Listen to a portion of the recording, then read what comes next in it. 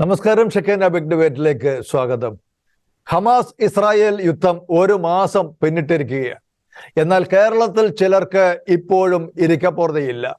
ഹമാസിന് അനുകൂലമായി മുസ്ലിം league rally നടത്തുന്നു, തൊട്ടുപുറകെ CPM നടത്തുന്നു.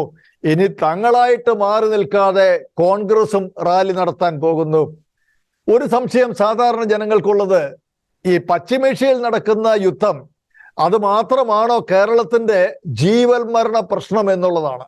കടം കയറി മുടിഞ്ഞു നിൽക്കുന്ന ഒരു സംസ്ഥാനം ഇവിടുത്തെ ജനങ്ങളുടെ പ്രശ്നങ്ങൾ മനസ്സിലാക്കാതെ, അല്ലെങ്കിൽ മനസ്സിലായിട്ടും മനസ്സിലാക്കാത്തതുപോലെ ചിലരെ സുഖിപ്പിക്കാൻ വേണ്ടി മാത്രം കക്ഷി രാഷ്ട്രീയ ഭേദമന്യേ ആരെയും തലയും മുറുക്കി രംഗത്തിറങ്ങുമ്പോൾ സാധാരണക്കാർ ചോദിക്കുന്നു, എന്തിന് കേരളത്തിൽ ഇങ്ങനെ ഒരു സർക്കാരും പ്രതിപക്ഷവും?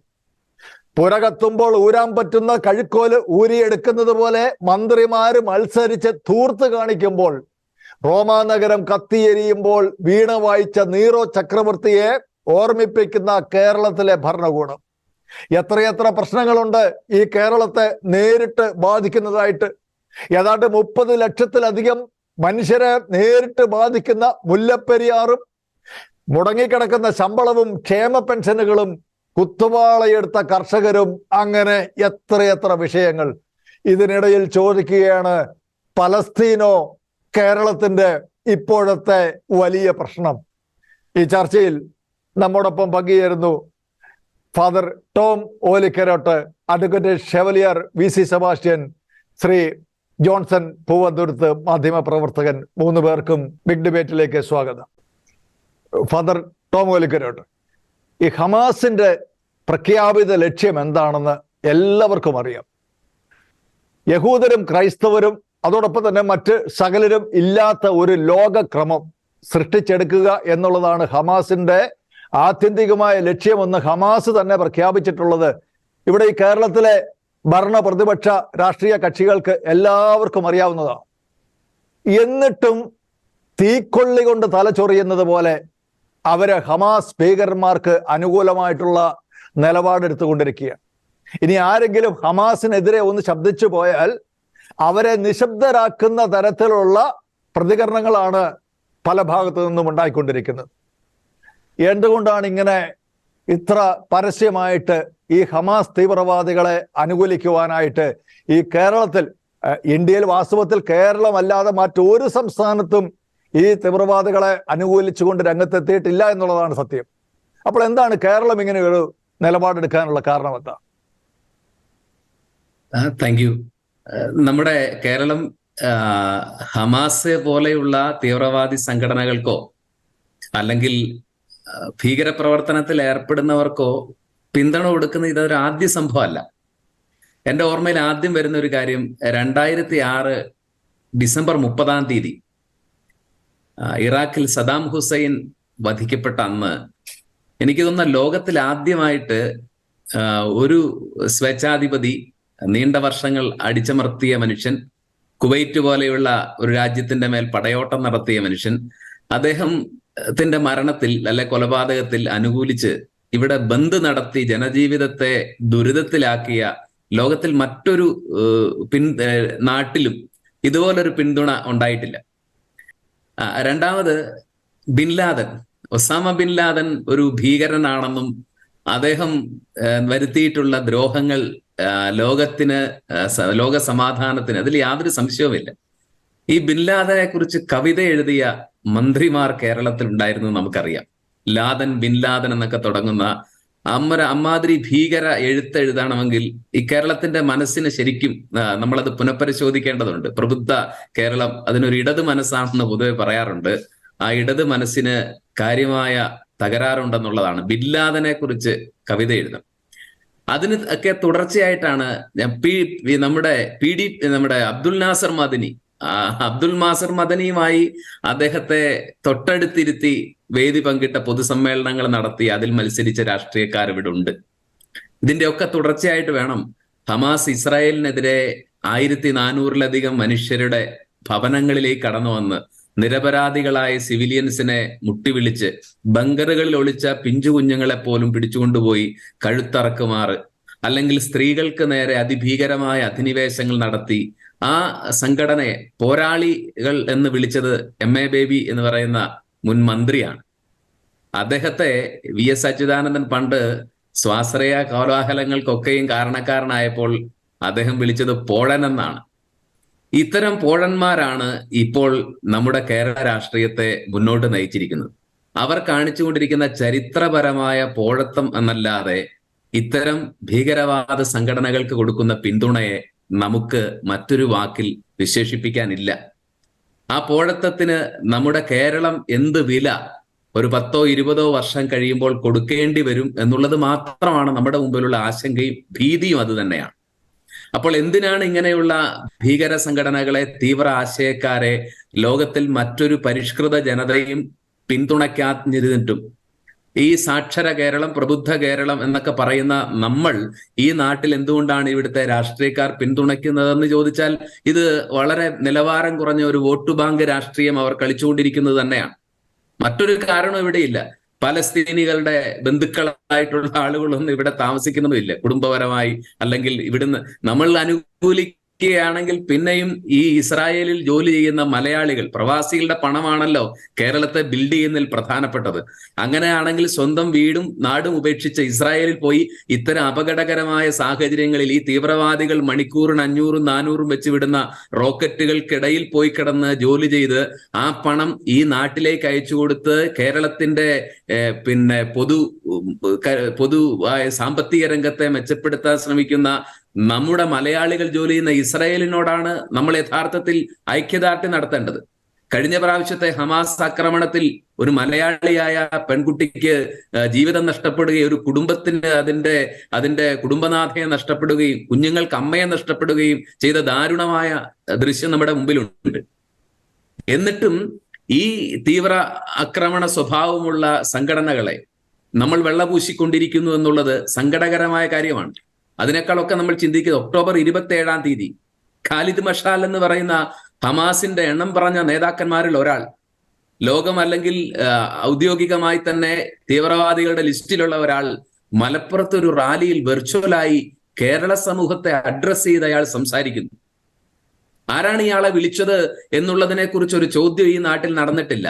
ഇതിൽ നിർബന്ധമായും ഈ ഖാലിദ് മഷാലുമായി ബന്ധപ്പെട്ട ഒന്നോ അതിലധികമോ ആളുകളുണ്ട്. അവർക്കെന്താണ് ഈ തീവ്രവാദ സംഘടനയുമായുള്ള ബന്ധം എന്താണ്? ഖാലിദ് മഷാൽ എന്നിട്ട് എന്താണ് കേരളത്തിൽ പറഞ്ഞത്? ഇവിടെ ഒരു വലിയ ചേരിതിരിവിനാണ് അയാൾ ആഹ്വാനം ചെയ്തത്. മുസ്ലിങ്ങൾ അമുസ്ലിങ്ങൾക്കെതിരെ മുസ്ലിം ലോകം ഒരുമിച്ച് നിൽക്കണം എന്ന് പറഞ്ഞാൽ ഇവിടെയുള്ള ഹിന്ദുക്കളും ക്രിസ്ത്യാനികളും ഇതര മതവിഭാഗങ്ങൾക്കുമെതിരെ നമ്മളോട് തോൾ ചേർന്ന് ജീവിക്കുന്ന സമാധാന മനസ്കരായിട്ടുള്ള ഈ നാട്ടിലെ മുസ്ലിം സമൂഹത്തോടാണ് എതിരിടണമെന്ന് പറയുന്നത്. ഇങ്ങനെയാണ് പാലസ്തീനിൽ ഇവർ വിഷം കുത്തിവെച്ച് ഒരിക്കലും ശമിക്കാത്ത വലിയ വൈരാഗ്യവും സ്പർദ്ധയും രണ്ട് ജനതകൾക്കിടയിൽ ഇവർ വളർത്തിക്കൊണ്ടുവരുന്നത്. ഈ സ്പർദ്ധയാണ്, ആ കലഹത്തിന്റെ അഗ്നിയിലാണ് ഇവറ്റകൾ അത്താഴം പാകം ചെയ്തതെന്നുള്ളതാണ് സത്യം.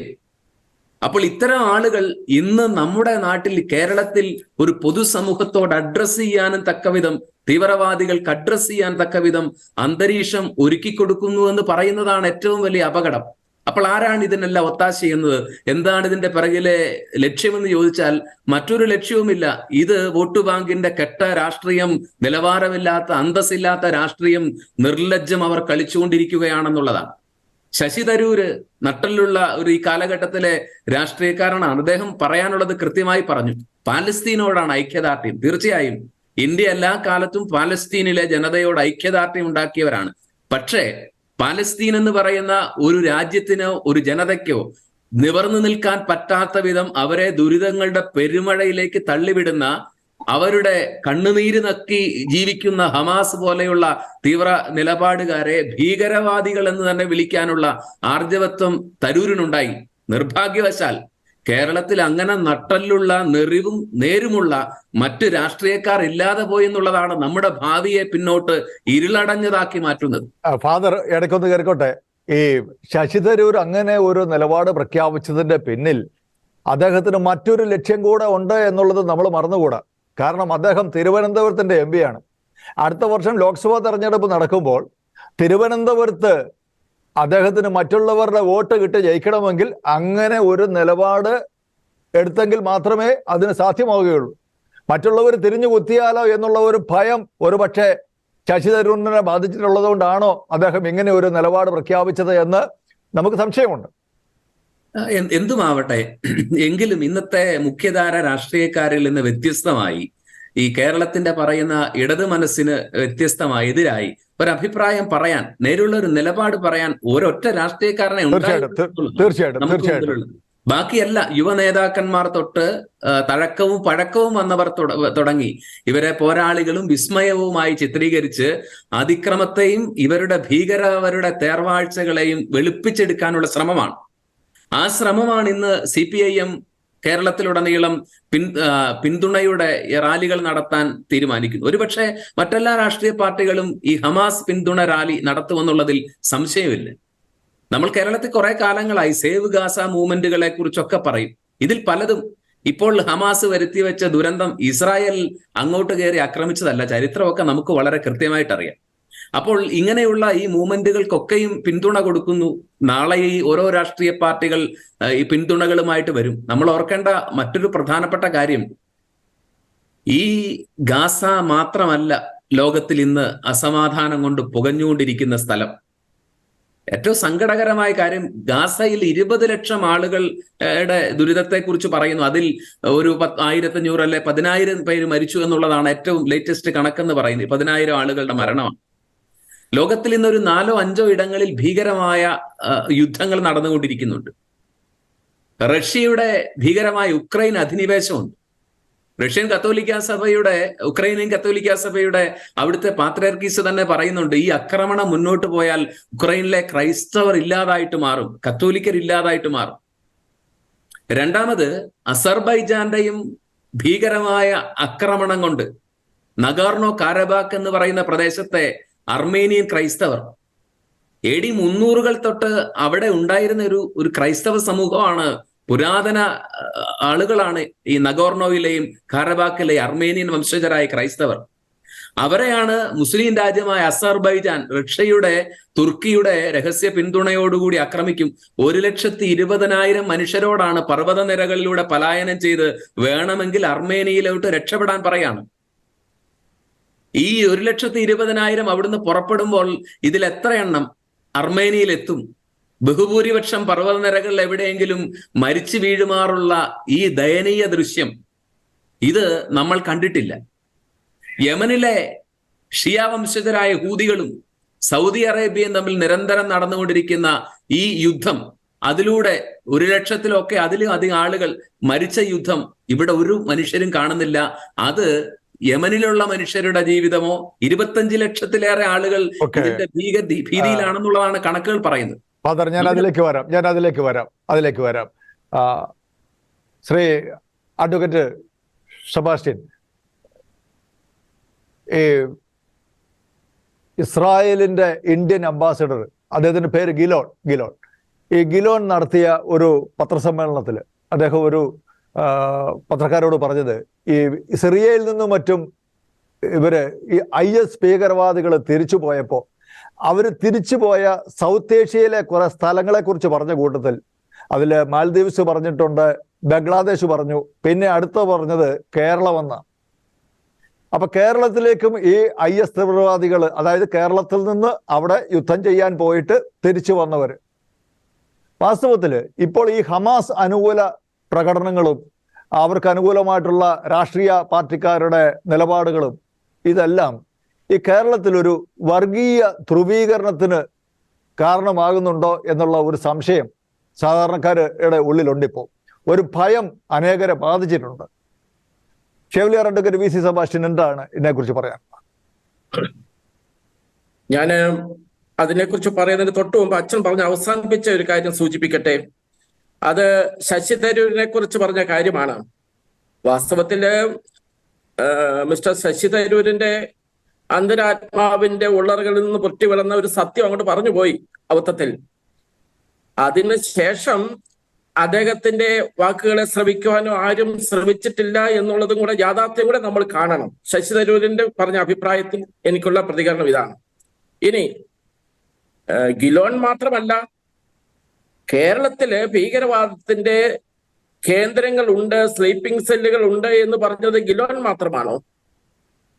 ലോകരാഷ്ട്ര സംഘടന തന്നെ പറഞ്ഞിട്ടുണ്ട്, UN പറഞ്ഞിരിക്കുകയാണ്, കേരളത്തിലെ ഭീകര പ്രസ്ഥാനങ്ങളെ സ്ലീപ്പിംഗ് സെല്ലുകൾ ഉണ്ടെന്ന് രേഖകൾ സഹിതം 2023 ജൂലൈ മാസം 6-ാം തീയതി UN തന്നെ പറഞ്ഞിട്ടുണ്ട്.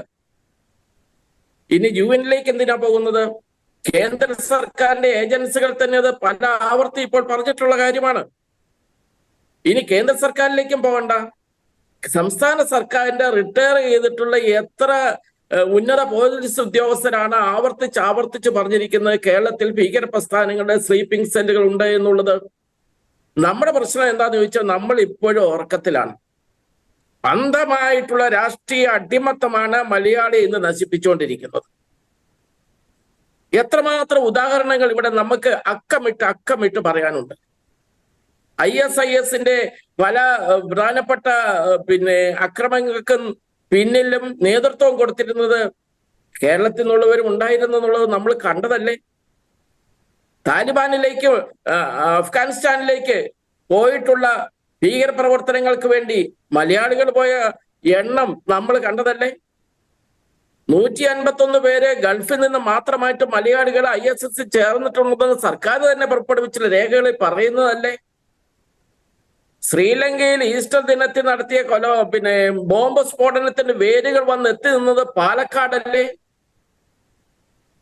ഇതെല്ലാം നമുക്ക് നൽകുന്ന സൂചനകള് ആഗോള ഭീകരവാദത്തിന്റെ കേന്ദ്രമായിട്ട് ഈ കൊച്ചു സംസ്ഥാനം ഇപ്പോൾ മാറിക്കൊണ്ടിരിക്കുന്നു എന്നുള്ളതാണ്. ഇപ്പോൾ അതിൽ ഏറ്റവും വന്നിരിക്കുന്ന വ്യത്യാസം എന്നാന്ന് ചോദിച്ചു കഴിഞ്ഞാൽ അതിനെ ഭരണ പ്രതിപക്ഷ രാഷ്ട്രീയ പാർട്ടികൾ കൂടി പിന്തുണച്ചുകൊണ്ടിരിക്കുന്നു എന്നുള്ള പരമദയനീയവും അതിഭീകരവുമായ ഒരവസ്ഥയിലേക്കാണ് നമ്മളിപ്പോൾ പോയിക്കൊണ്ടിരിക്കുന്നത്. അതാണ് വാസ്തവം. ഒരു കാര്യം ഞാൻ വളരെ വ്യക്തമായിട്ട് പറയാം. ഈ ചാനൽ ചർച്ചയില് ഒരു സമയത്ത് ഇന്ത്യയുടെ ഏറ്റവും വടക്കുള്ള കാശ്മീരിലായിരുന്നു ഭീകര പ്രവർത്തനത്തിന്റെയും ഭീകരവാദത്തിന്റെയും ലക്ഷണദ്വൈവ പോലുള്ള പ്രസ്ഥാനങ്ങള് മനുഷ്യനെ കൊല്ലാക്കൊല നടത്തിയിരുന്നെങ്കിൽ കാശ്മീർ ഇപ്പോൾ കേന്ദ്ര സർക്കാരിന്റെ നേരിട്ടുള്ള ഭരണത്തിൽ വന്ന് അവിടെ ഭീകരവാദത്തെ അടിച്ചമർത്തിക്കൊണ്ടിരിക്കുകയാണ്. അപ്പോൾ അതെല്ലാം കൂടെ അതിന്റെ ഇരട്ടിയായിട്ട് ഏറ്റവും തെക്കുള്ള കേരളത്തിലേക്ക് വന്നിരിക്കുന്നു എന്നുള്ളതാണ് പരമാർത്ഥം. അതിനെ പിന്തുണയ്ക്കാൻ ഇവിടുത്തെ രാഷ്ട്രീയ പാർട്ടികൾ, അത് ഇടത് വലത് മുന്നണികൾ എല്ലാം വോട്ട് ബാങ്ക് രാഷ്ട്രീയത്തിന് വേണ്ടി വർഗീയ ധ്രുവീകരണമാണ് ഇന്ന് കേരളത്തിൽ നടന്നുകൊണ്ടിരിക്കുന്നത്. യാതൊരു സംശയമില്ല. അത് ഇടതെന്നോ വലതെന്നോ വ്യത്യാസമില്ലാതെ വർഗീയ ധ്രുവീകരണം നടന്നുകൊണ്ടിരിക്കുന്ന കേരളത്തിൽ വരാൻ പോകുന്നത് വളരെ ഭീകരമായ ഒരവസ്ഥയായിരിക്കും മലയാളികളുടെ മനസ്സ് മാറുന്നില്ലെങ്കിൽ. വാസ്തവത്തിൽ ഇത് കേരളത്തിലെ ജനങ്ങളെ ഒരു തരത്തിലുള്ള ഒരു അരക്ഷിത ബോധത്തിലേക്ക്, ഒരു ഭയത്തിലേക്ക് ഒക്കെ നയിക്കാൻ കാരണമാകുന്നില്ലേ ശ്രീ സെബാസ്റ്റ്യൻ, VC സെബാസ്റ്റ്യൻ? തീർച്ചയായിട്ടും. ഇന്നിപ്പോൾ നമ്മുടെ യുവജനങ്ങളുടെ കാര്യം മാത്രം എടുക്കാം. നമ്മുടെ കോളേജുകള്, നമ്മുടെ സ്ഥാപനങ്ങള് ഇപ്പൊ മാത്രം എടുത്തേക്കാം. ഇന്ന് പഞ്ചാബിനേക്കാൾ കൂടുതൽ മയക്കുമരുന്നുകള് വിറ്റഴിയുന്ന ഒരു സ്ഥലമായിട്ട് കേരളത്തിലെ കേരളം മാറിയിട്ടില്ലേ? ഓരോ ദിവസവും പിടിക്കപ്പെടുന്ന മയക്കുമരുന്നിന്റെ ഉപയോഗം അത് നമ്മൾ അതിഭീകരമായിട്ട് കാണുന്നില്ലേ? നഷ്ടപ്പെട്ടു പോകുന്ന കുട്ടികള്, സ്ത്രീകള്, ഏറ്റവും കൂടുതലുള്ള സംസ്ഥാനമായിട്ട് സാക്ഷര കേരളം മാറിയിട്ടില്ലേ? നമ്മുടെ കോളേജുകളിലേക്ക് തീവ്രവാദ പ്രസ്ഥാനങ്ങളുടെ വേരുകൾ ചൂടുറപ്പിച്ചതിന്റെ തെളിവുകള് ഞാൻ പ്രത്യേകമായിട്ട് പറയുന്നു. ഷെക്കിന ചാനലിൽ പലതും സൂചിപ്പിച്ചു വന്നിട്ടുള്ളതല്ലേ? അങ്ങനെ സമസ്ത മേഖലയിൽ, ഇത് യുവജനങ്ങളുടെ വിദ്യാഭ്യാസ മേഖലയിൽ എല്ലാം അരക്ഷിതാവസ്ഥ ഇപ്പോൾ സംജാതമായിരിക്കുകയാണ്. അതുപോലെ ഭരണ സംവിധാനങ്ങളിൽ ഇതിന്റെ സ്വാധീനം വന്നിരിക്കുകയാണ്. രാഷ്ട്രീയ പ്രസ്ഥാനങ്ങളിൽ ഇതിന്റെ ആളുകൾ ഇപ്പോൾ കയറിക്കൂടിയിരിക്കുകയാണ്. രാഷ്ട്രീയ നേതാക്കന്മാരെ പോലും വഴി തിരിച്ചു വിടുവാൻ വേണ്ടിയുള്ള പ്രാപ്തിയുള്ളവരായിട്ട് ഈ ഭീകര പ്രസ്ഥാനങ്ങളെ പുലുകുന്നവരുടെ നേതൃത്വങ്ങള് ഇന്ന് വളർന്നിരിക്കുന്നു എന്നുള്ള യാഥാർത്ഥ്യം ഇനിയെങ്കിലും നമ്മൾ തിരിച്ചറിയണം. അത് സമസ്ത മേഖലയിൽ നിന്ന് കീഴടക്കിയിരിക്കുകയാണ് കേരളത്തില്. അതിൽ നിന്ന് മോചനം ഉണ്ടാകുക എന്ന് പറഞ്ഞു കഴിഞ്ഞാൽ വരാൻ പോകുന്നത്, ഞാൻ പ്രതീക്ഷിക്കുന്നത്, കേരളത്തിന്റെ ഇപ്പോഴത്തെ സാമ്പത്തിക പരാധീനതകൾ കൂടി മുന്നിൽ കണ്ടുകൊണ്ട് പറഞ്ഞാൽ വരും നാളുകളിൽ കേരളം ഒരു കേന്ദ്ര ഭരണ പ്രദേശമായി മാറാനുള്ള എല്ലാ സാധ്യതകളും തെളിഞ്ഞു വന്നിട്ടിരിക്കുകയാണ്. തീർച്ചയായും. ശ്രീ ജോൺസൺ, ഈ പലസ്തീനിലെ ജനങ്ങളുടെ മനുഷ്യാവകാശ ലംഘനങ്ങളെക്കുറിച്ച് ഈ കേരളത്തിലുള്ളവർ ഒത്തിരിയേറെ വിലപിക്കുന്നുണ്ട്. പക്ഷെ അവർ എന്തുകൊണ്ടാണ് ഈ ചൈനയിലെ ഉയ്ഗൂർ മുസ്ലിംസ്, അവരെ ചൈന വംശനാശം വരുത്തിക്കൊണ്ടിരിക്കുക, കൂട്ടക്കൊല നടത്തിക്കൊണ്ടിരിക്കുക. മ്യാൻമാറിൽ റോഹിംഗ്യൻ മുസ്ലിംസിനെ വംശനാശം വരുത്തിക്കൊണ്ടിരിക്കുന്നു. അതുപോലെ അങ്ങനെ പല സ്ഥലങ്ങളിൽ, ഇപ്പോൾ സൗദി അറേബ്യയിൽ തന്നെ 2 ലക്ഷത്തിലധികം ഹൂതികളെ അവർ കൊന്നൊടുക്കിക്കളഞ്ഞു. അതൊന്നും ആർക്കും ഒരു വിഷയമല്ല. അതിൻ്റെ പേരിലൊന്നും ആർക്കും ഒരു റാലി നടത്തണ്ട, ഒരു പ്രതിഷേധവും നടത്തണ്ട, ഒന്നും നടത്തണ്ട. പിന്നെ എന്തുകൊണ്ടാണ് ഈ പലസ്തീനിലെ വ്യക്തികളുടെ, മനുഷ്യാവകാശത്തെ ചൊല്ലി മാത്രം ഇത്രമാത്രം കരയുന്നതിൻ്റെ പിന്നിലെ ലക്ഷ്യം എന്താണെന്നുള്ളതാണ് മനസ്സിലാക്കാൻ പറ്റുന്നത് ശ്രീ ജോൺസൺ പൂവത്തെങ്കിൽ?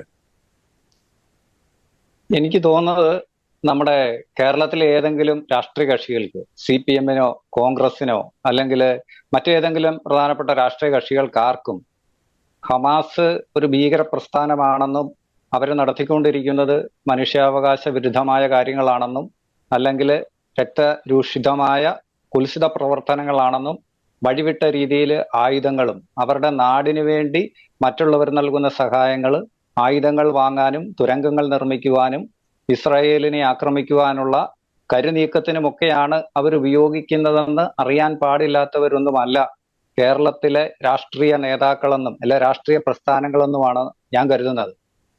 പക്ഷേ ഇപ്പൊ കേരളത്തിൽ നടന്നുകൊണ്ടിരിക്കുന്നത് കപട രാഷ്ട്രീയത്തിന്റെ വികൃതമായ ഒരു മുഖമാണ്. അത് ഈ കാര്യത്തിൽ മാത്രമല്ല, പല കാര്യത്തിലും ഇത് തന്നെയാണ്. രാഷ്ട്രീയം എന്ന് പറയുന്നത് കുറെ കാലമായിട്ട് ഒരു ബിസിനസ് ആയിട്ട് മാറിക്കൊണ്ടിരിക്കുകയാണ്. ഇവിടെ നാട്ടിലെ ജനങ്ങളുടെ പ്രശ്നങ്ങളോ അല്ലെങ്കിൽ നമ്മളെടുക്കുന്ന തീരുമാനങ്ങൾ ദീർഘകാല അടിസ്ഥാനത്തിൽ ഈ നാടിന് എന്ത് പുരോഗതി വരുത്തും, അല്ലെങ്കിൽ ഇവിടുത്തെ ജനങ്ങളെ എങ്ങനെ ബാധിക്കും, അങ്ങനത്തെ കാര്യങ്ങളെ കുറിച്ചൊന്നും നമ്മുടെ രാഷ്ട്രീയ നേതൃത്വങ്ങൾക്ക് യാതൊരുവിധ പരിഗണനയോ അല്ലെങ്കിൽ ആ ഒരുവിധ ജാഗ്രതയോ ഉണ്ടെന്ന് എനിക്ക് തോന്നുന്നില്ല. അങ്ങനെ ഒരു ജാഗ്രത ഉണ്ടായിരുന്നെങ്കിൽ കേരളം ഇപ്പൊ കാണുന്ന ഈ സാമ്പത്തിക ദുരിത കെണിയിലേക്ക് കേരളം വന്ന് ഒരിക്കലും വീഴുമായിരുന്നില്ല. കാലാകാലങ്ങളിൽ ഇടതു സർക്കാരാണെങ്കിലും വലതു സർക്കാരാണെങ്കിലും ഇവരെടുത്തിട്ടുള്ള തീരുമാനങ്ങളും ഇവർ നടപ്പാക്കിയിട്ടുള്ള തെറ്റായ മണി മാനേജ്മെന്റ് അല്ല ധനകാര്യ തീരുമാനങ്ങളും നടപടികളും ഒക്കെയാണ് കേരളത്തെ ഇപ്പം ഈ കാണുന്ന വലിയ ദുരിത കയത്തിലേക്ക് കൊണ്ട് എത്തിച്ചിരിക്കുന്നത്. ഇന്നത്തെ നമ്മുടെ പത്രങ്ങൾ എടുത്ത് നോക്കിയാൽ തന്നെ കാണാം, കേരളത്തിന്റെ വിവിധ ഭാഗങ്ങളിലെ 1500, 1200, 1400 രൂപ പെൻഷൻ പോലും കിട്ടാതെ 3 മാസമായിട്ട് വൃദ്ധജനങ്ങൾ അടക്കം പിച്ചച്ചട്ടിയുമായിട്ട് തെരുവിൽ ഇറങ്ങി നിൽക്കുന്നു. ഇത് ഈ സർക്കാരിനെതിരെ മാത്രമുള്ള പ്രതിഷേധമാണെന്ന് ഞാൻ കരുതുന്നില്ല. ഇത് കേരളം ഭരിച്ച രാഷ്ട്രീയക്കാര് അവരുടെ ആത്മാർത്ഥത, ജനങ്ങളോടുള്ള ആത്മാർത്ഥതയും നാടിനോടുള്ള ആത്മാർത്ഥതയും കളഞ്ഞു കുളിച്ചതിന്റെ വലിയ പ്രതികരണമാണ് ഈ കാണുന്നത്. ഹമാസിന്റെ ആക്രമണത്തിലെ ഒരു മലയാളി പെൺകുട്ടി, ഒരു മലയാളി യുവതി ഇസ്രായേലിൽ കഴിഞ്ഞ പ്രാവശ്യം കൊല്ലപ്പെട്ടപ്പോൾ അതിന് അനുശോചനം അറിയിച്ച, അതിന് പ്രതികരണം അറിയിച്ച കേരളത്തിലെ പ്രമുഖനായ ഒരു രാഷ്ട്രീയ നേതാവിന് തന്റെ പ്രസ്താവന തിരുത്തേണ്ടി വന്നു. എന്തുകൊണ്ടാണ്? ഹമാസിനെ തീവ്രവാദികളെന്ന് ആ പ്രസ്താവനയിൽ വിശേഷിപ്പിച്ചതിനെ തുടർന്ന് അത് ഭയങ്കര അവരുടെ വോട്ട് ബാങ്ക് രോഷാകുലരാവുകയും ഉടനെ തന്നെ അദ്ദേഹം ആ പ്രസ്താവന തിരുത്തി ഇറക്കേണ്ടി വന്ന ഒരു സാഹചര്യമുണ്ട്. ഹമാസ് അയക്കുന്ന, ജീവനെടുക്കാൻ അയക്കുന്ന റോക്കറ്റുകളെ അത് തൂവൽ സ്പർശനങ്ങളായിട്ട് നമ്മൾ കരുതണം എന്നുള്ള രീതിയിലാണ് ഇവിടുത്തെ രാഷ്ട്രീയക്കാരുടെ പ്രതികരണങ്ങൾ പോകുന്നത്. അതുകൊണ്ടാണ് മുൻ വിദ്യാഭ്യാസ മന്ത്രി തന്നെ അവരെ പോരാളികൾ എന്ന് പറഞ്ഞ് വിശേഷിപ്പിച്ചത്. ഇതേ രാഷ്ട്രീയ നേതാവ് തന്നെ പിന്നീട് നടത്തിയ ഒരു പ്രതികരണത്തിൽ, അറിയാതെയാണെങ്കിലും അദ്ദേഹത്തിന്റെ വായിൽ നിന്ന്, അറിയാതെ ആയിരിക്കാം, ഹമാസിനെ തീവ്രവാദികൾ എന്ന് അദ്ദേഹം വിശേഷിപ്പിക്കുന്ന ഒരു വീഡിയോയും അന്തരീക്ഷത്തിൽ കറങ്ങി നടക്കുന്നുണ്ട്. അപ്പൊ ഇതൊക്കെ കാണിക്കുന്നത് കപട രാഷ്ട്രീയത്തിന്റെ വികൃതമായ കേരളത്തിലെ ഒരു മുഖമാണ് നമുക്ക് മുന്നിൽ വ്യക്തമാക്കിക്കൊണ്ടിരിക്കുന്നത്.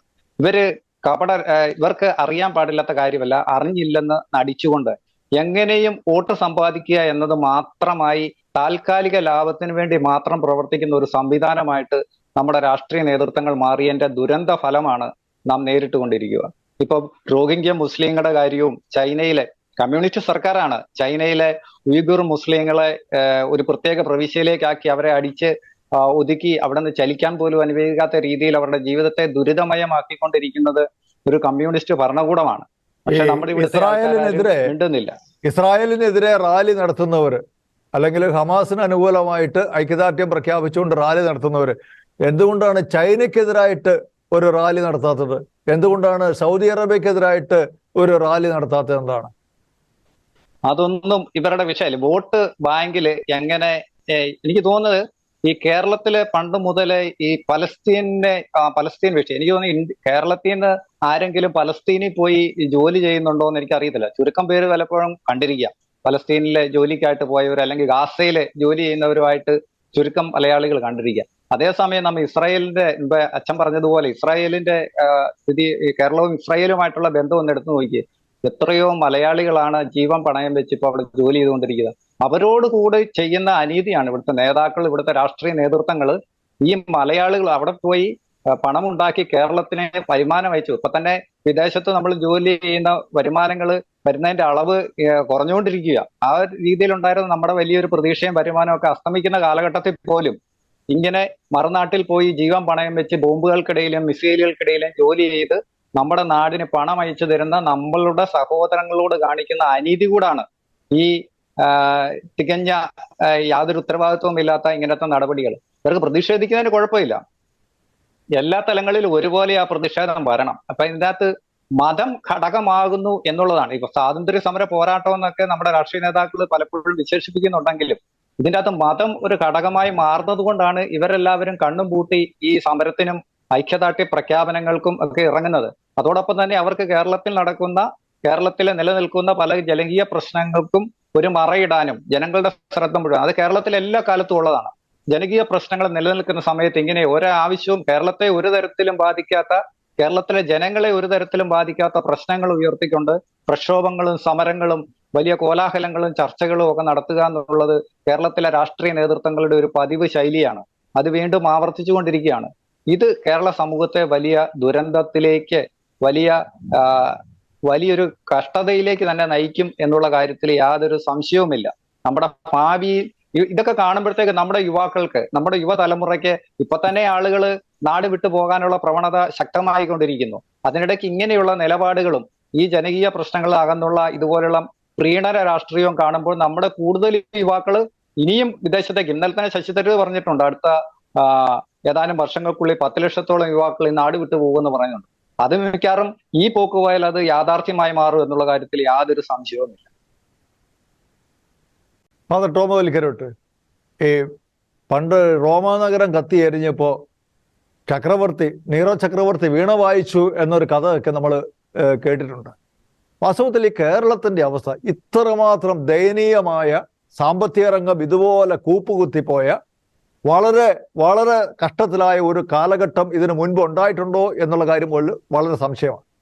അങ്ങനെ ഇരിക്കുന്ന സമയത്താണ് ഈ കേരളീയം പോലെയുള്ള ഒരു തൂർത്ത് നടത്തി, ഏതാണ്ട് 27 കോടിയോളം രൂപ തൂർത്ത് നടത്തി, ഒരുപക്ഷെ ആ ലോകരാഷ്ട്രങ്ങൾക്ക് മുമ്പിൽ ഞങ്ങൾ ഇതൊക്കെയാണ് കേരളത്തിന്റെ മുഖം എന്ന് കാണിച്ചു കൊടുക്കാനുള്ള ഗവൺമെന്റ് അവകാശപ്പെട്ടതുപോലെ തന്നെ അങ്ങനെ ഒരു ശ്രമത്തിന്റെ ആയിരിക്കാം ഒരുപക്ഷെ ഈ കേരളീയം പോലെയുള്ള തൂർത്ത് നടത്തുന്നത്. പക്ഷേ തലയ്ക്ക് വെളിവുള്ളവരാരെങ്കിലും ഈ ഗവൺമെന്റിൽ ഇല്ലേ എന്നുള്ളതാണ് സംശയം.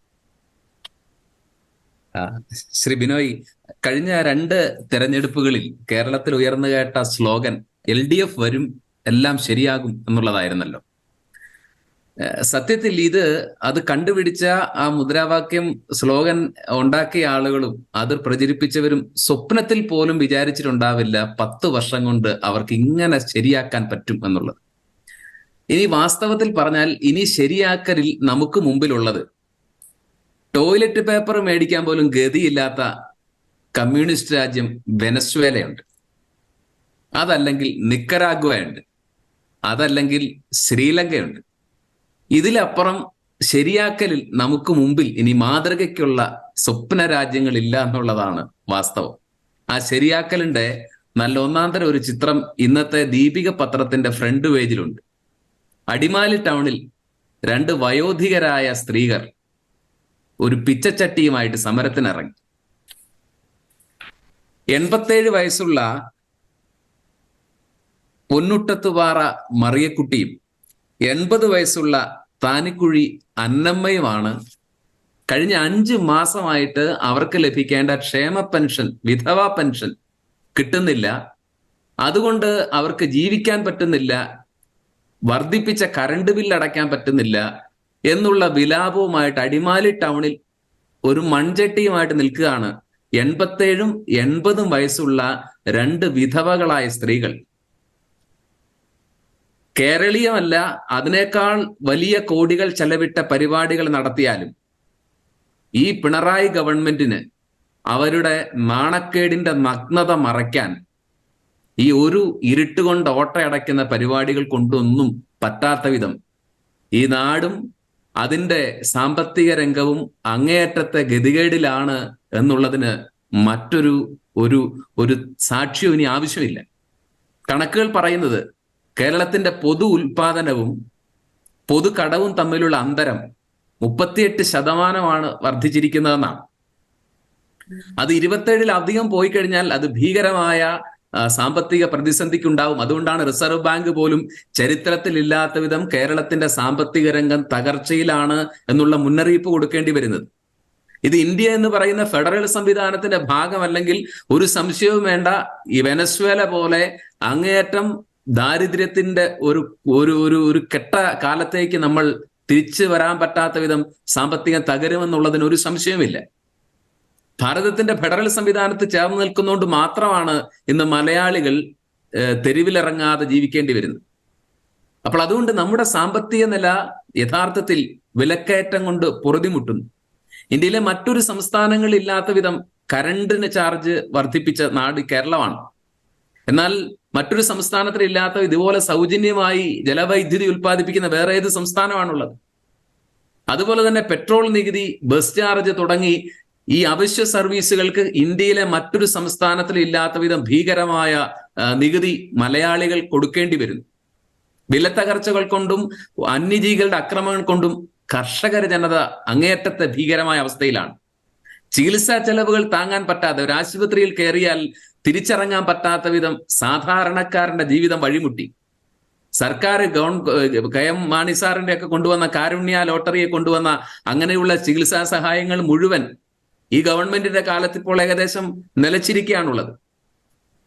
ഗവൺമെന്റുമായി കോൺട്രാക്റ്റിൽ ഏർപ്പെട്ട ആശുപത്രികളൊക്കെയും കുടിശ്ശിക തരാതെ ഞങ്ങളിനി സമരത്തിന് ഈ ചികിത്സാ സഹായം ഇതിനില്ല, കോൺട്രാക്റ്റ് ഇല്ല എന്ന് അവർ പ്രഖ്യാപിച്ചു കഴിഞ്ഞു. മറ്റൊരു ദുരന്തം, തിരുവനന്തപുരത്ത് സെക്രട്ടേറിയറ്റിന് മുമ്പിൽ ഒരു 145 ഹോട്ടൽ നടത്തിപ്പുകാർ ഒരു കുത്തിയിരിപ്പ് സമരം നടത്തുന്നുണ്ട്. അത് അവർ ഉയർത്തുന്ന മുദ്രാവാക്യം ഊട്ടിയ ചോറിന് നന്ദി കാണിക്കൂ, വിളമ്പിയ ചോറിന് കാശ് തരൂ എന്നാണ്. ഇവരുടെ സ്വന്തം കുടുംബശ്രീക്കാരാണ്, ജനശ്രീക്കാരല്ല, ഇവരുടെ സ്വന്തം കുടുംബശ്രീക്കാരാണ് ഈ തിരുവനന്തപുരത്ത് 145 ഹോട്ടലുകൾ നടത്തിയ ജീവനക്കാരും ഉടമകളും കൂടിയാണ്. അവർക്ക് ഏകദേശം 50 കോടി രൂപ 20 രൂപയ്ക്ക് ചോറ് കൊടുത്തു, ബാക്കി ഞങ്ങൾ സബ്സിഡി തന്നോളാം എന്ന് പറഞ്ഞ് ഇതുങ്ങളെ പറ്റിച്ച് പെരുവഴിയിലാക്കി നിർത്തിയിരിക്കുകയാണ്. ഉച്ചക്കഞ്ഞി, ഈ പൊതു ഉൽപാദനവും പൊതു കടവും തമ്മിലുള്ള അന്തരം വർദ്ധിച്ചാൽ ഗവൺമെന്റ് പിടിച്ചു നിർത്താൻ പോകുന്നത്, ചെലവ് ചുരുക്കാൻ പോകുന്നത് ആദ്യം വിദ്യാഭ്യാസ രംഗത്തും പിന്നെ ആരോഗ്യ രംഗത്തുമാണ്. കേരളത്തിലെ ഒരു ഹെഡ് മാസ്റ്റർ മുഖ്യമന്ത്രിക്കോ വിദ്യാഭ്യാസ മന്ത്രിക്കോ ഒരു വിലാപത്തിന്റെ കത്തയച്ചു, ദയവായിട്ട് എന്നെ ഹെഡ് മാസ്റ്റർ സ്ഥാനത്ത് നിന്ന് തരം താഴ്ത്തണം. കാരണം എന്താണെന്നറിയാമോ? പിള്ളേർക്ക് ഉച്ചക്കഞ്ഞി കൊടുക്കാൻ ഗവൺമെന്റ് ഓർഡറാണ്, അതില്ലെങ്കിൽ ഇയാൾ പണിഷബിൾ ആണ്. എന്നാൽ ഓരോ മാസവും ഉച്ചക്കഞ്ഞി വിതരണത്തിന് വേണ്ടി അദ്ദേഹത്തിന്റെ ശമ്പളത്തെക്കാൾ കൂടിയ പണം അദ്ദേഹം കണ്ടെത്തുന്നു. അതുകൊണ്ട് ഈ ഹെഡ് മാസ്റ്റർ സ്ഥാനത്തു നിന്ന് എന്നെ തരം താഴ്ത്തണം. കുഞ്ഞുങ്ങൾക്ക് ഒരു നേരത്തെ ആഹാരം കൊടുക്കാൻ പറ്റാത്ത വിധം ഗതികെട്ട സാമ്പത്തിക അവസ്ഥയിലാണ്. തിരുവനന്തപുരത്തെ അടക്കമുള്ള മെഡിക്കൽ കോളേജുകൾ പാവപ്പെട്ട കിടപ്പ് രോഗികൾക്ക് നൽകി വന്നിരുന്ന മുട്ടയും പാലും അടക്കമുള്ളത് നിലച്ചിട്ട് കാലങ്ങളായി.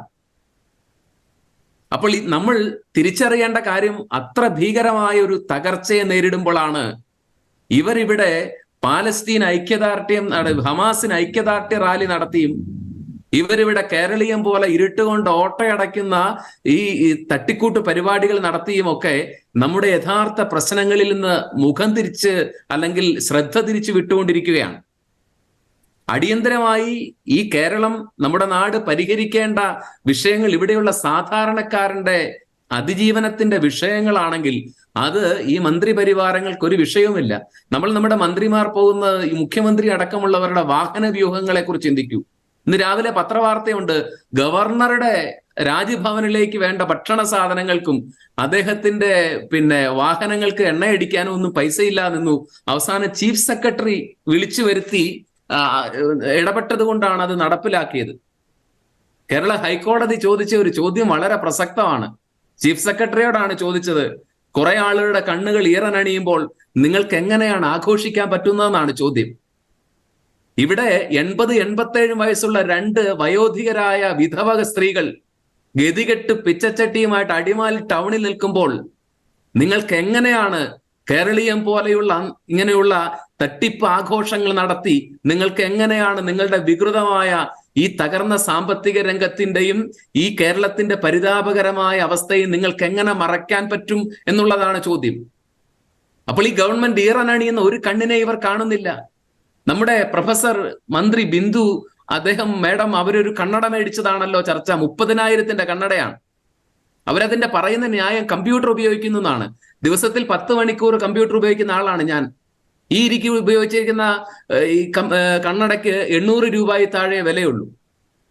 അപ്പോഴാണ് ഇവിടെ ഒരു മന്ത്രി കേരളത്തിലെ മലയാളികളെ മുഴുവൻ പൊട്ടന്മാരാക്കിക്കൊണ്ട് പറയാണ് അവർക്ക് 30,000-ന്റെ കണ്ണടയില്ലെങ്കിൽ കാണാൻ പറ്റില്ല.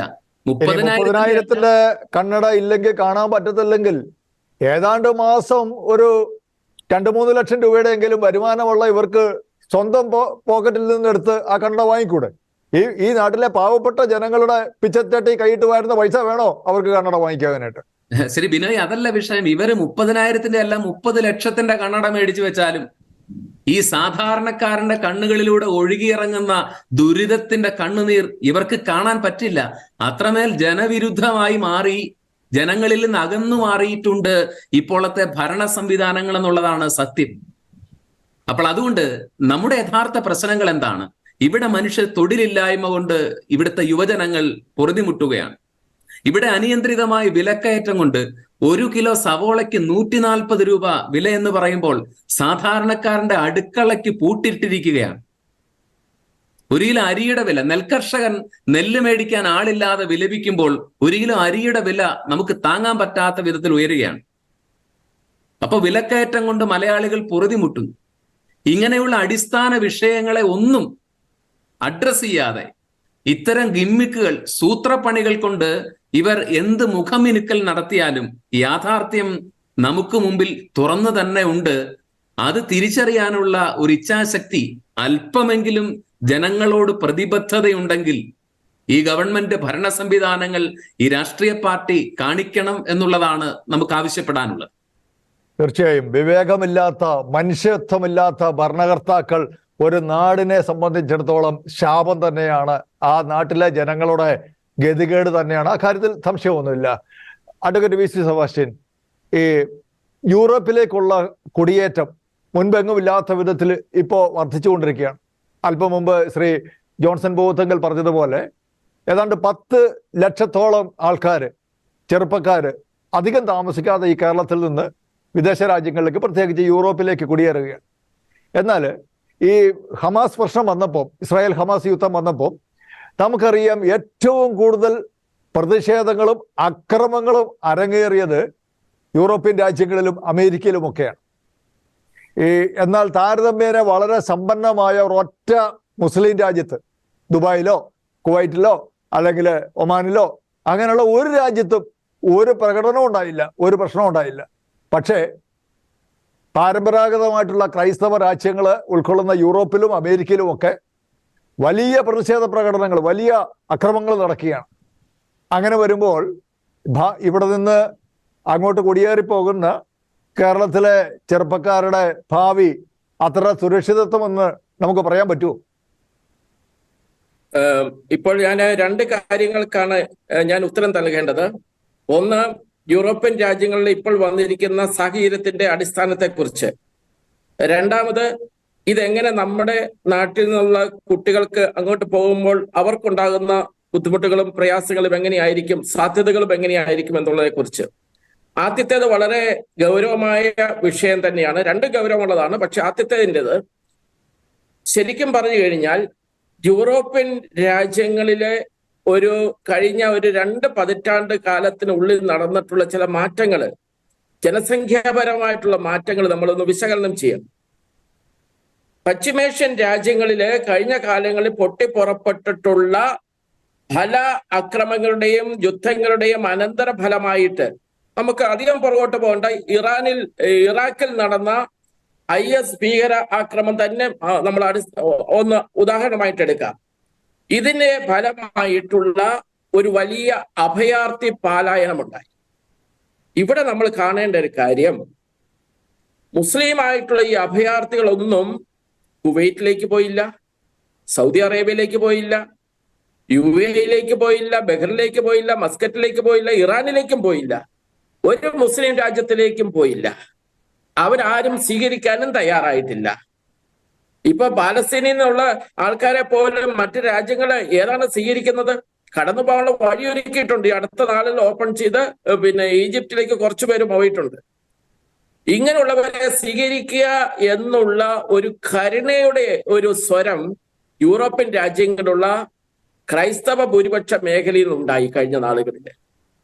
അതായത് വേദനിക്കുന്നവരെയും ദുഃഖിക്കുന്നവരെയും ആശ്വസിപ്പിക്കുകയും അവരെ സ്വീകരിക്കുകയും അവയെ അഭയാർത്ഥികളായിട്ട് കടന്നു വന്നവർക്ക് അഭയം കൊടുക്കുകയും ചെയ്ത ബ്രിട്ടന് ഉൾപ്പെടെയുള്ള യൂറോപ്യൻ രാജ്യങ്ങള് ഇന്ന് ഈ അഭയാർത്ഥികളുടെ ആക്രമണം കൊണ്ട് പൊറുതിമുട്ടി വന്നിരിക്കുകയാണ്. കഴിഞ്ഞ നാളുകളിലൊക്കെ ഉണ്ടായിട്ടുള്ള ചില സംഭവങ്ങൾ നമ്മൾ കണ്ടതാണ്. ഓരോ വിഷയങ്ങൾ വരുമ്പോൾ ഉണ്ടാകുന്നത്, ഫ്രാൻസിലുണ്ടായത്, ഇറ്റലിയിലുണ്ടായത്, UK ഇങ്ങനെ അഭയം കൊടുത്തവര് ആഞ്ഞുകൊത്തി ആ സംവിധാനത്തെ തകർക്കുന്ന ദിഗത്തെ അവസ്ഥയിൽ നിന്ന് ഇപ്പോൾ യൂറോപ്യൻ സംവിധാനങ്ങൾ, ഭരണ സംവിധാനങ്ങൾ ഉണർന്നെഴുന്നേറ്റ് വന്നിട്ടുണ്ട് എന്നുള്ളതൊരു പ്രതീക്ഷ നൽകുന്നതാണ്. ഇതാണ് ശരിക്കും പറഞ്ഞു കഴിഞ്ഞാൽ അവിടെ ഭീതി വരുത്തുന്ന സംഗതികൾ. ഇനി കാനഡയിലെ അടുത്ത നാളുണ്ടായ സംഭവങ്ങളെ കുറിച്ച് നമുക്ക് അറിയണം. കാനഡ ഈ അടുത്ത നാളുകളിൽ ഏറ്റവും കൂടുതൽ മൈഗ്രേഷൻ കേരളത്തിൽ നിന്ന് ഉണ്ടായിട്ടുള്ള രാജ്യമാണ്. കാനഡയിലെ ഖാലിസ്ഥാൻ ഭീകരവാദി ഒരാൾ മരണപ്പെട്ടു, ശരിയാണ്. അതിന്റെ പേരില് ഇന്ത്യയെ ഒരു ശത്രുപക്ഷത്തേക്ക് മാത്രം നിർത്തിക്കൊണ്ടുള്ള ഒരു നടപടിക്രമമാണ് നമ്മൾ കണ്ടത്. പക്ഷെ ഇതൊന്നും ശാശ്വതമായിട്ടുള്ള നമ്മുടെ അവസരങ്ങളെ ശാശ്വതമായിട്ട് ഇല്ലാതാക്കില്ല എന്നുള്ളതാണ് പരമാർത്ഥം. ഇനി കേരളത്തിന്റെ അവസ്ഥയിലേക്ക്, എന്തുകൊണ്ടാണ് ഇവിടെ ഒരു മൈഗ്രേഷൻ നടക്കുന്നത്? നമ്മുടെ കോളേജുകളിലെ സ്കൂളുകളിൽ പഠിച്ചിറങ്ങുന്ന കുട്ടികൾക്ക് നമുക്ക് തൊഴിൽ കൊടുക്കാൻ സാധിക്കുന്നുണ്ടോ? ഇവിടുത്തെ സർക്കാര് പലപ്പോഴും പറയുന്നത് ലക്ഷക്കണക്കിന്, അടുത്ത നാളില് 1 വർഷം കൊണ്ട് നടത്തേണ്ട തൊഴിലവസരങ്ങള്, വ്യവസായ സാഹചര്യങ്ങൾ ഞങ്ങൾ 8 മാസം കൊണ്ട് സാധിച്ചു എന്നുള്ളതാണ് വ്യവസായ വകുപ്പ് മന്ത്രി പുറത്തുവിട്ട റിപ്പോർട്ട്. കേരളത്തിൽ വ്യവസായം കുതിക്കുകയാണ്. അന്വേഷണം ചെന്നു ഈ അടുത്ത നാളില്, പത്രക്കാര് തന്നെ, മീഡിയക്കാര് തന്നെ അന്വേഷിച്ചു ചെന്നു. ഒരു മനുഷ്യൻ ബാങ്കിൽ നിന്ന് ലോൺ എടുത്ത് ഒരു ബാർബർ ഷാപ്പ് തുടങ്ങിയത് വരെയും കേരളത്തിന്റെ വ്യവസായം 1 എന്നുള്ള ഒരു ലിസ്റ്റ് വന്നിരിക്കുകയാണ്. എന്ത് ദയനീയമാണ്, എന്ത് കൃത്രിമമാണ്, കള്ളത്തരമാണ്. അങ്ങനെ പഠിച്ചിറങ്ങുന്ന കുട്ടികൾക്ക് ജോലിയില്ല. ഇനി പഠനമാകട്ടെ പരമ്പരാഗതമായ സിലബസിലൂടെ തന്നെയാണ് നമ്മൾ ഇപ്പോഴും പോയിക്കൊണ്ടിരിക്കുന്നത്. ലോകത്തിന്റെ മാറ്റങ്ങൾക്കനുസരിച്ച് ഒരു തലമുറയെ ആഗോളപരമായിട്ട് ചിന്തിക്കുവാനും ആഗോള തലത്തിൽ മത്സരക്ഷമത ഉണ്ടാക്കി അവനെ വളർത്തിയെടുക്കുവാനും സാധിക്കാത്ത സംവിധാനത്തിന്റെ പരാജയമാണ് ഇന്ന് കേരളത്തിൽ നിന്നുള്ള യുവജനങ്ങളുടെ പലായനം. നമ്മൾ ശ്രദ്ധിക്കേണ്ട കാര്യം, ഇത് ബ്രെയിൻ ഡ്രെയിൻ ആണ്. നല്ല ബുദ്ധിയുള്ള, നല്ല ആരോഗ്യമുള്ള ചെറുപ്പക്കാര്, ചിന്തിക്കുന്ന ചെറുപ്പക്കാരാണ് ഈ നാടിന് നഷ്ടപ്പെട്ടുകൊണ്ടിരിക്കുന്നത്. ആ നഷ്ടപ്പെടലിനെ അവരവിടെ പഠിക്കാൻ പോകുന്നു, അല്ലെ ജോലിക്ക് പോകുന്നു. പഠിക്കാൻ പോകുമ്പോൾ വരുന്നത് കണക്കിന് രൂപയും കൂടെ ഈ നാട്ടിൽ നിന്ന് പോയിക്കൊണ്ടിരിക്കുകയാണ്. ഇവിടുത്തെ സമ്പദ് വ്യവസ്ഥ തകരുകയാണ്. ഞാൻ ഈ 2 ദിവസമായിട്ട് ഈ കേരളത്തിലെ യൂണിവേഴ്സിറ്റിയിലെ ചില കണക്കുകളും കൂടെ ഞാൻ എടുത്തത് പറയാം. ജസ്റ്റ് MG യൂണിവേഴ്സിറ്റിയില് 51 എയ്ഡഡ് കോളേജുകളാണ് ഉള്ളത്. അവിടെ മൊത്തമുള്ള സീറ്റ് 16,358 പക്ഷെ 5,706 സീറ്റ് എയ്ഡഡ് കോളേജുകളിൽ മാത്രം. 5,706 സീറ്റ് ഇപ്പോൾ വേക്കന്റ് ആണ്. മിനിഞ്ഞാന്തത്തെ കണക്കാണ്, 2 ദിവസം മുമ്പുള്ളത്. കേരള യൂണിവേഴ്സിറ്റിയിലെ 144 കോളേജുകളാണ് government aided and self financing കോളേജുകൾ ഉള്ളത്. അവിടെ സീറ്റിന്റെ വേക്കൻസി എന്ന് പറഞ്ഞാൽ 38,000 സീറ്റ് വേക്കന്റ് ആണ്. ഇങ്ങനെ MG യൂണിവേഴ്സിറ്റിയുടെ ഗവൺമെന്റ് സെൽഫ് ഫിനാൻസിങ് എയ്ഡഡ് ഇതിൽ ടോട്ടൽ വേക്കൻസി എന്ന് പറഞ്ഞാൽ 32,394 സീറ്റുകൾ വേക്കന്റ് ആയിട്ട് കിടക്കുന്നത്. വരാൻ പോകുന്നത് നമ്മുടെ വിദ്യാഭ്യാസ മേഖല, ഉന്നത വിദ്യാഭ്യാസ മേഖല വൻ തകർച്ച നേരിടുക. ഇനി ഞാൻ ഈ കൂട്ടത്തിന് ഒരു കാര്യം സൂചിപ്പിക്കട്ടെ. നിങ്ങൾക്ക് എൻ്റെ കൂടെ ഉള്ള രണ്ടുപേർക്കും അറിയാവുന്ന ഒരു കാര്യമാണ്. നമ്മുടെ കേരളത്തിലെ, ഞാനൊരു പഠനം നടത്തിയ വ്യക്തി എന്ന നിലയിൽ എനിക്ക് അല്പം ആധികാരികമായിട്ട് തന്നെ പറയാൻ സാധിക്കും. കേരളത്തിലെ ജനപ്രതിനിധികളുടെ, പ്രത്യേകിച്ച് മന്ത്രിമാര്, MLA മാര്, MP മാര്, ഇവരുടെ എത്ര കുട്ടികൾ നമ്മുടെ നാട്ടിൽ പഠിക്കുന്നുണ്ട്? നിങ്ങളൊന്ന് അന്വേഷിച്ചോ. ഇവരുടെ എത്ര കുട്ടികള് നാട്ടിൽ വ്യവസായങ്ങൾ നടത്തുന്നുണ്ട്, ബിസിനസ് നടത്തുന്നുണ്ട്? ഇതെല്ലാം കേരളത്തിന് പുറത്താണ്. മുഖ്യമന്ത്രി തൊട്ട് പഞ്ചായത്ത് മെമ്പർമാർ വരെയുള്ള ജനപ്രതിനിധികളുടെ മക്കൾ ആരും ഈ കേരളത്തിൽ പഠിക്കുന്നില്ല. എന്നിട്ട് പാവപ്പെട്ട, അങ്ങോട്ട് പോകാനും വളരാനും സാധ്യതകളില്ലാത്ത, പണമില്ലാത്ത പാവപ്പെട്ട കുട്ടികളെ രാഷ്ട്രീയവും വർഗീയതയും പറഞ്ഞുകൊണ്ട് ചുടുചോറ് വാരിക്കുന്ന വൃത്തികെട്ട രാഷ്ട്രീയത്തിന്റെ അധപ്പതനം, അധപ്പതിച്ച രാഷ്ട്രീയം, അതാണ് ഇന്ന് നമ്മുടെ ഈ മേഖലയെ മുഴുവൻ തകർത്തുകൊണ്ടിരിക്കുന്നത്. നമ്മൾ വളരെ ഗൗരവമായിട്ട് കാണും. ആ സാഹചര്യത്തിൽ നമ്മുടെ കുട്ടികൾ ഇവിടുന്ന് രക്ഷപ്പെട്ടോടുന്നു. ഇതൊരു അക്രമം, ഇതൊരു തരം അക്രമം തന്നെയാണ് ഇവിടെ നടക്കുന്നത്. ഒരു അത് നമുക്കറിയാം. കേരളത്തിലെ ചെറുപ്പക്കാരായിട്ടുള്ള കുഞ്ഞുങ്ങള് ഇവിടെ നിന്ന് എങ്ങനെങ്കിലും ഒന്ന് രക്ഷപ്പെട്ടു പോയി കുറച്ചുകൂടെ സമാധാനമുള്ള, സാമ്പത്തിക സുരക്ഷിതത്വമുള്ള യൂറോപ്യൻ രാജ്യങ്ങളിൽ പോയി അവിടെ പോയി കുടുംബമായിട്ട് ശിഷ്ടകാലം ജീവിക്കണമെന്നുള്ള ഒരു ആഗ്രഹത്തിലാണ് പോകുന്നത്. എൻ്റെ ചോദ്യം, ഇനി അങ്ങോട്ട് ചെല്ലുന്ന ഇവിടുത്തെ യുവജനങ്ങളുടെ അവസ്ഥ, കാരണം ഇപ്പം നമ്മൾ കാണുന്നു യൂറോപ്പിലെ അവസ്ഥ വളരെ മോശമായിക്കൊണ്ടിരിക്കുന്നു. അവിടെ എന്തുമാത്രം ഭീകരപ്രവർത്തനങ്ങളാണ് അല്ലെങ്കിൽ അതുപോലെയുള്ള സംഭവങ്ങളാണ് അവിടെ ദിനംപ്രതി എന്നപോലെ അരങ്ങേറിക്കൊണ്ടിരിക്കുന്നത്. മലയാളിക്കുള്ള ഏറ്റവും വലിയൊരു കഴിവ് എന്ന് പറഞ്ഞാൽ ബിനോയ്, ഒരു സർവൈവൽ മെക്കാനിസമാണ്. ഇത് നേരത്തെ കിട്ടായിരുന്ന ഒരു ഓപ്പർച്യൂണിറ്റി ഒന്നും അല്ല യൂറോപ്പൊക്കെ. ഇപ്പോൾ നമുക്ക് യൂറോപ്പ് വന്നു, ഇത് പിന്നെ കാനഡ വന്നു, പിന്നെ ഓസ്ട്രേലിയ വന്നു. ഇവിടെയൊക്കെ ആദ്യം എന്തായിരുന്നു, നമുക്ക് യൂറോപ്പിനെ പറ്റിയ വല്ല ചിന്ത വല്ലതും ഉണ്ടായിരുന്നു? ആദ്യം ഗൾഫ് മാത്രമേ ഉണ്ടായിരുന്നുള്ളൂ നമ്മുടെ മുന്നിൽ. അത് ഏത് രാജ്യത്തേക്കും പോകാനുള്ള കപ്പാസിറ്റി പ്രത്യേകിച്ച് മലയാളിക്കുണ്ട്. അത് നമ്മുടെ ഈ നാടിൻ്റെ ഒരു സംസ്കാരത്തിൽ നിന്നും ഇവിടുത്തെ തനിമയിൽ നിന്നും നമ്മൾ രൂപപ്പെടുത്തുകയാണ്. അതുകൊണ്ട് നമ്മുടെ അവസരങ്ങൾ നഷ്ടപ്പെടുമെന്നോ അവസരങ്ങൾ ഇല്ലാതാകുമെന്നോ ഉള്ളതിനെ കുറിച്ച് ഒന്നും ഭയപ്പെടേണ്ട. ഇതൊരു ഗ്ലോബൽ പ്രതിഭാസമാണ്. ലോകത്ത് മുഴുവൻ മാറ്റങ്ങൾക്ക് വിധേയമായിക്കൊണ്ടിരിക്കുകയാണ്. മാറാത്തവൻ മലയാളി മാത്രമേ ഉള്ളൂ എന്നുള്ളതാണ് സത്യം. നമ്മുടെ നാട് മാത്രമേ മാറാത്തുള്ളൂ. നാട്ടിൽ നിന്ന് പോയി കഴിഞ്ഞാൽ ആൾക്കാരുടെ നല്ല മാറ്റങ്ങളുണ്ട്, ഉയർച്ചയുണ്ട്, വളർച്ചയുണ്ട്. ആഗോള പ്രതിഭാസവുമായിട്ട് ഇണങ്ങിച്ചേരാതെ ഇനിയുള്ള കാലത്ത് വിദ്യാഭ്യാസ മേഖലയിലാണെങ്കിലും യുവജനങ്ങളുടെ കാര്യത്തിലാണെങ്കിലും കാർഷിക മേഖലയിലാണെങ്കിലും വ്യവസായ മേഖലയിലാണെങ്കിലും നമുക്ക് നിലനിൽപ്പില്ല. ഈ യാഥാർത്ഥ്യം ഉൾക്കൊള്ളാതെ കേരളത്തിന് ഇനി മുന്നോട്ട് പോകാൻ സാധിക്കില്ല. പക്ഷെങ്കിൽ ഈ യാഥാർത്ഥ്യം ഉൾക്കൊള്ളാൻ സാധിക്കാത്ത രീതിയിൽ നമ്മുടെ സംവിധാനങ്ങൾ പരാജയപ്പെട്ടുകൊണ്ടിരിക്കുകയാണ്. ഇവിടെ ഒരു ബദൽ സംവിധാനം ഒരുക്കാൻ വേണ്ടി നമുക്ക് സാധിക്കുന്നില്ല. ഒരു വിദ്യാഭ്യാസ സംവിധാനം ബദലൊരുക്കാൻ നമുക്ക് സാധിക്കുന്നുണ്ടെങ്കിൽ കുട്ടികൾ ഇവിടെ നിൽക്കില്ലേ? ഒരു സംവിധാനം, തൊഴിൽ കിട്ടുന്ന സംവിധാനം, ഇത് പുറം വാതിലിലൂടെ തന്നെ ഗവൺമെന്റ് സെക്ടറിലേക്കൊക്കെ ആൾക്കാരെ ഭരണകരത്തിലുള്ളൊരു അങ്ങ് കയറ്റിവിടുന്ന സംവിധാനമല്ലേ ഇവിടെ നിൽക്കുന്നത്. 30 ലക്ഷം ആളുകൾ തൊഴിലില്ലാതെ നടക്കുമ്പോൾ അതിൽ 3 ലക്ഷം പേരെ പുറം വാതിലൂടെ കയറുന്നു.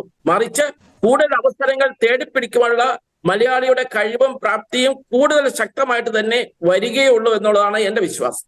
ഓക്കെ, ഞാൻ തിരിച്ചു വരാം. ശ്രീ ജോൺസൺ പൂവന്തുരുത്ത്, അങ്ങ് ഒരു മാധ്യമ പ്രവർത്തകനാണല്ലോ. ഈ കേരളത്തിലെ മാധ്യമങ്ങൾ, ദീപിക ഒഴിച്ചുള്ള മറ്റെല്ലാ മാധ്യമങ്ങളും ഈ ഹമാസിന് അനുകൂലമായിട്ടുള്ള വാർത്തകളാണ് കൊടുത്തുകൊണ്ടിരിക്കുന്നത്. അതിന്റെ പിന്നിലെ കാരണം എന്തായിരിക്കും? ഇപ്പൊ ഈ കഴിഞ്ഞ ദിവസം ഇവിടെ കൊച്ചിയിൽ ഒരു ബാപ്പ തൻ്റെ മകള് 9ാം ക്ലാസ്സിൽ പഠിക്കുന്ന കുട്ടി മറ്റ് മതത്തിലുള്ള ഒരു കുട്ടിയുമായിട്ട് പ്രേമബന്ധത്തിലാണെന്ന് അറിഞ്ഞപ്പോൾ ആ കൊച്ചിന്റെ കാല് തല്ലി ഒടിച്ചു. അതിനുശേഷം ആ കൊച്ചിന് വിഷം കൊടുത്ത് 2 ദിവസം കഴിഞ്ഞപ്പോൾ അത് ദാരുണമായിട്ട് കൊല്ലപ്പെടുകയാണ്. ഈ വാർത്ത റിപ്പോർട്ട് ചെയ്യുമ്പോൾ പോലും എത്ര ഗോപ്യമായിട്ടാണ് ആ കൊച്ചിന്റെ അച്ഛൻ, അമ്മ എന്നൊക്കെ സംബോധന ചെയ്തുകൊണ്ട് ആ വാർത്തയിൽ എന്തൊക്കെയോ മറയ്ക്കുവാനായിട്ട് ഇവിടുത്തെ മാധ്യമങ്ങൾ വളരെ ബോധപൂർവം ശ്രമിക്കുന്നില്ലേ? എന്താ അതിന്റെ കാരണം?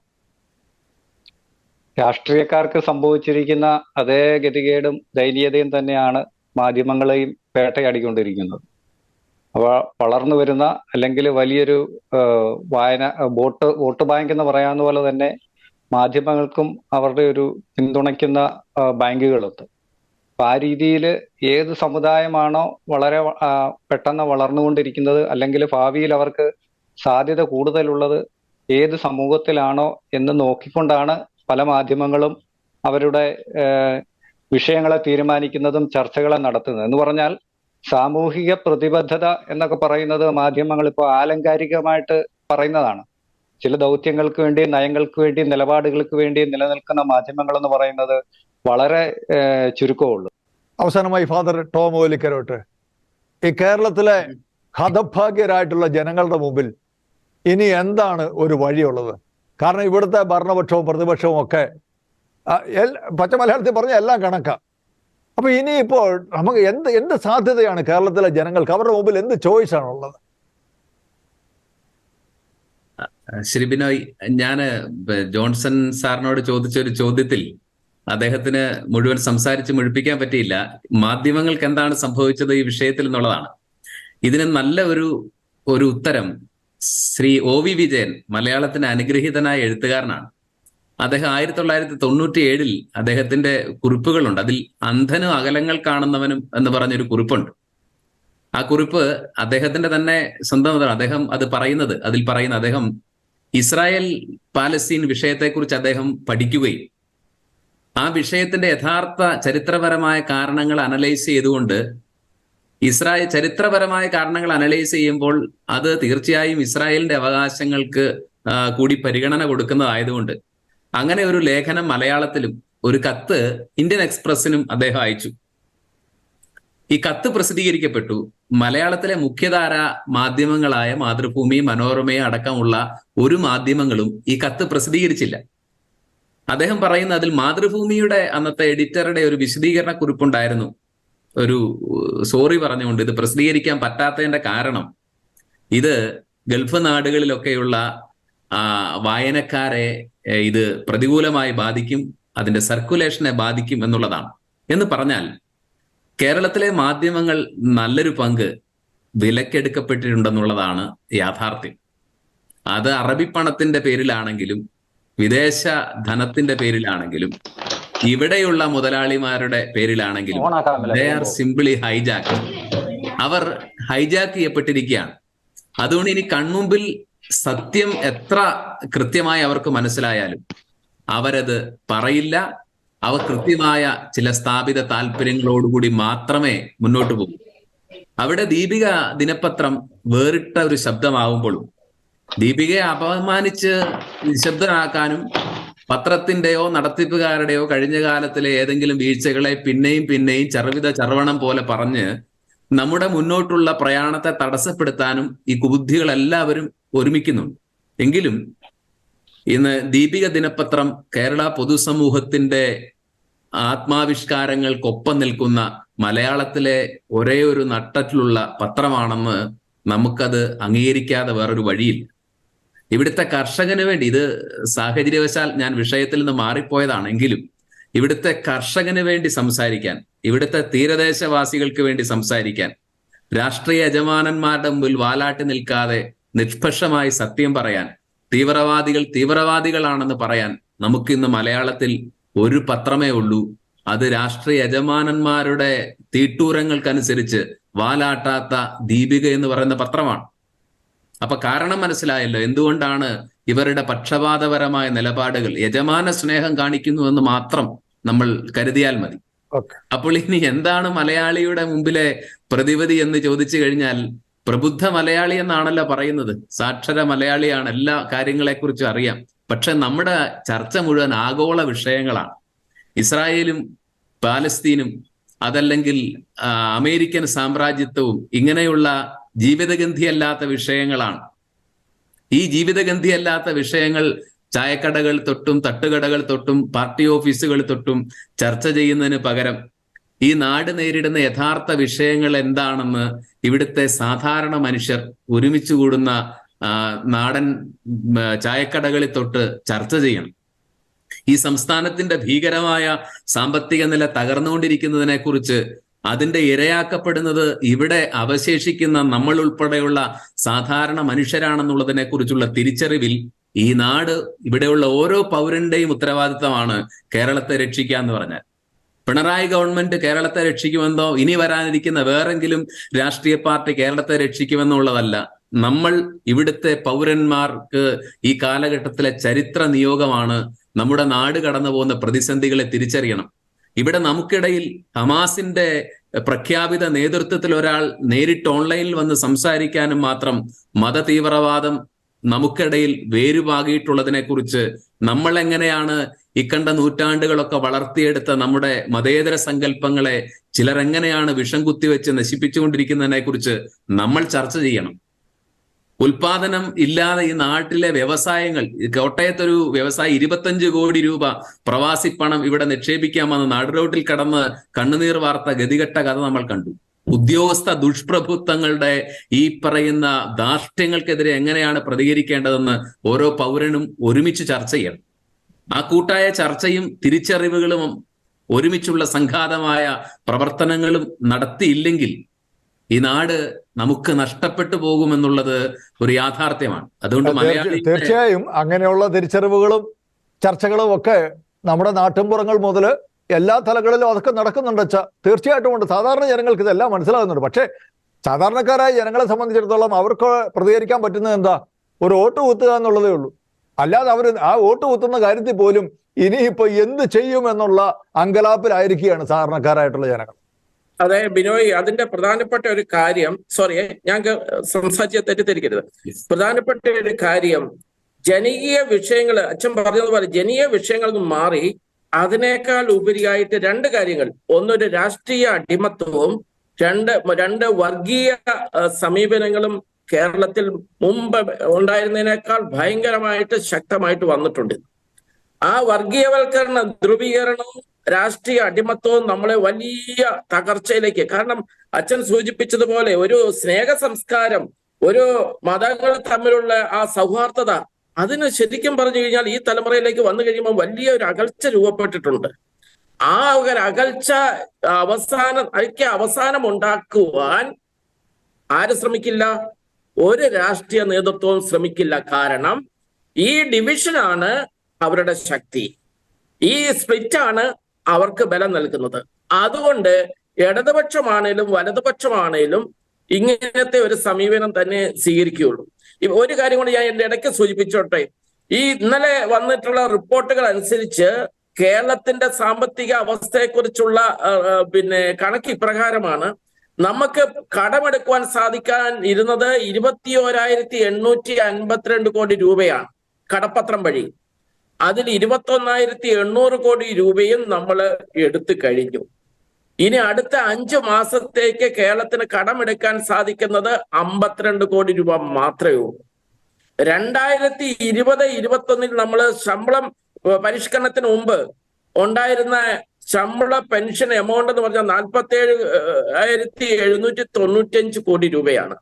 2020-21 ശമ്പള പരിഷ്കരണം നടത്തി കഴിഞ്ഞപ്പോൾ അത് 72,563 കോടി രൂപയായി മാറി, 51% എന്ന് പറഞ്ഞു കഴിഞ്ഞാൽ നമ്മുടെ സമൂഹത്തിലെ ഏതാനും പെർസെന്റേജ് 5% താഴെയുള്ള ആൾക്കാരെ തീറ്റിപ്പോറ്റാൻ വേണ്ടി നമ്മുടെ സാമ്പത്തിക അടിത്തറ തന്നെ നമ്മൾ തകർത്തുകൊണ്ടിരിക്കുന്നു. ഇത് രാഷ്ട്രീയ വോട്ട് അജണ്ട പോലെ തന്നെ ഇപ്പോഴിത് വർഗീയ ധ്രുവീകരണത്തിനും വർഗീയവാദത്തിനും മതവിദ്വേഷത്തിനും ഭീകര പ്രസ്ഥാനങ്ങൾക്കുമായിട്ട് മാറുന്നു എന്നുള്ള യാഥാർത്ഥ്യവും നമ്മൾ തിരിച്ചറിഞ്ഞേ പറ്റൂ. ഇതിൽ നിന്ന് മോചനം കിട്ടണമെന്നുണ്ടെങ്കിൽ ശരിക്കും പറഞ്ഞു കഴിഞ്ഞാൽ മലയാളിയുടെ മാറി ചിന്തിക്കേണ്ട സാഹചര്യമാണിത്. ഭരണ സംവിധാനത്തിന്റെ കാര്യത്തിലും ബാക്കിയുള്ള തലങ്ങളിലും അങ്ങനെ മാറി ഒരു ചിന്ത രൂപപ്പെട്ടു വന്നു കഴിഞ്ഞാൽ മാത്രമേ ഇനിയുള്ള കാലത്ത് മലയാളി സമൂഹത്തിന് മുന്നോട്ട് പോകാൻ സാധിക്കൂ. ദീപിക വളരെ വ്യക്തമായി ഇക്കാര്യം കഴിഞ്ഞ ദിവസങ്ങളിൽ എഡിറ്റോറിയലിലൂടെ വളരെ ഭംഗിയായിട്ട് പറഞ്ഞിട്ടുണ്ട്. കഴിഞ്ഞ ദിവസങ്ങളിലൊക്കെ ഷക്കീന ചാനലും ഇത് വളരെ വ്യക്തമായിട്ട് തന്നെ സൂചന നൽകിയിട്ടുണ്ട്. അതൊക്കെ സ്മരിക്കുകയാണ്. ഇങ്ങനെയുള്ള ചിന്തകള് ഒരുമിച്ച് വന്നു കഴിയുമ്പോൾ അതൊരു മൂവ്മെന്റ് ആയിട്ട് മാറുമെന്നുള്ള കാര്യത്തിന് സംശയമില്ല. കേരളത്തിൽ മാറ്റങ്ങൾക്ക് വിധേയമായി മുന്നോട്ട് തന്നെ പോകേണ്ടിയിരിക്കുന്നു. തീർച്ചയായിട്ടും കൂടുതൽ ചർച്ചകളും മറ്റും ഈ രംഗത്ത് ഉയർന്നു വരട്ടെ. സാധാരണക്കാരായ ജനങ്ങളൊക്കെ ഈ നാട് കടന്നു പോയിക്കൊണ്ടിരിക്കുന്ന മതപരമായ രാഷ്ട്രീയപരമായ അടിമത്തത്തിന്റെ ആ ജീർണതയിൽ നിന്ന് മോചനം പ്രാപിക്കുവാനുള്ള ഒരു തീവ്രമായ ആഗ്രഹം അതിലൂടെ ജനങ്ങൾക്കുണ്ടാകട്ടെ. ഏതെങ്കിലും സാധ്യതയിൽ നമ്മുടെ നാട് രക്ഷപ്പെടുമെങ്കിൽ അങ്ങനെ രക്ഷപ്പെടാനുള്ള സാധ്യതകൾ ഉണ്ടായി വരട്ടെ.